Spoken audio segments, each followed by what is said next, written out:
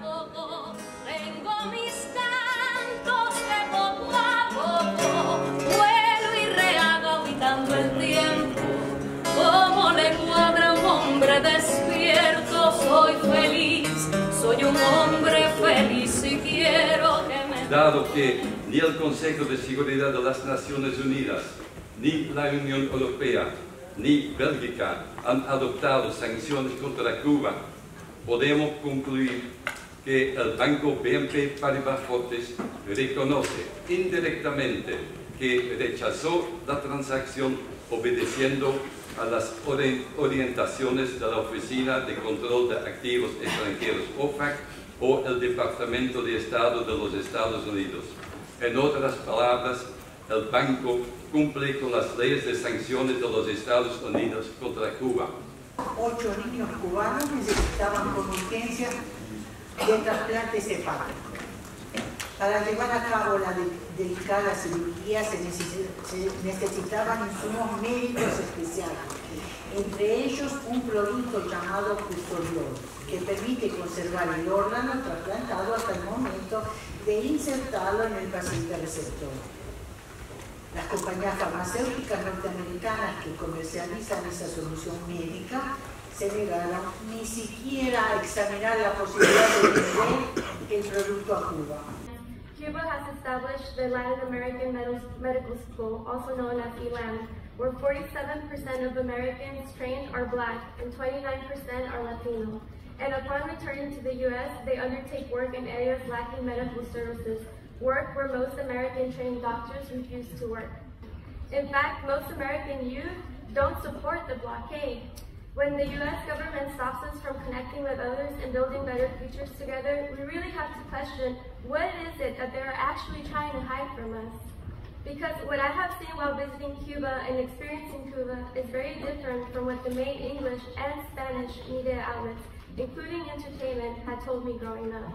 And this is why I'm here to respectfully demand the U.S. to end the blockade and remove Cuba off the state-sponsored terrorism list.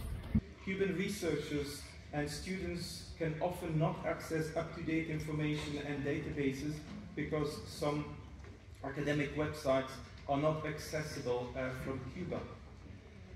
VB professors who visit Cuba cannot visit the US for a year because they have visited a state sponsor of terrorism. Providers, it has already been said today, this afternoon, providers with a formal connection with the US cannot be approached for purchasing equipment, and this has a huge impact on the purchase of lab equipment. Shipping equipment and supplies to Cuba for research and education purposes is very difficult. La Asamblea General de la ONU ha citado en particular la ley Helms-Burton, que tiene efectos extraterritoriales que atentan contra la soberanía de otros estados, los intereses legítimos o las personas bajo su jurisdicción y la libertad de comercio y navegación.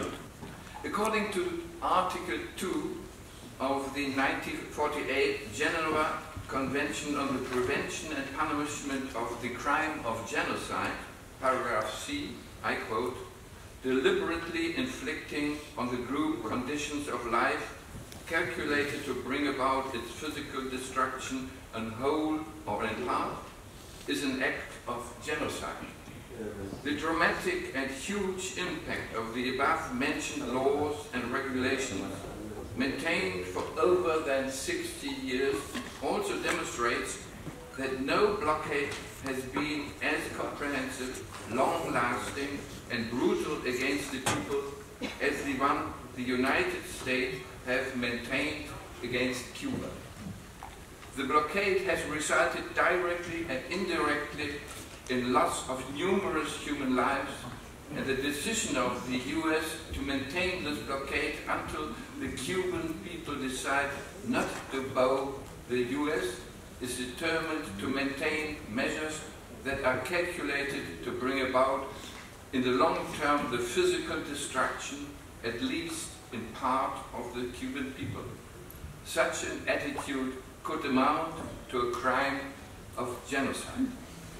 Last, fifth, Since the numerous sanctions and the US laws on which they are based are unlawful, they must be abolished. The USA must pay compensation for the damage caused to the Cuban state, its companies and citizens. Brussels, the 17th November 23, that's all.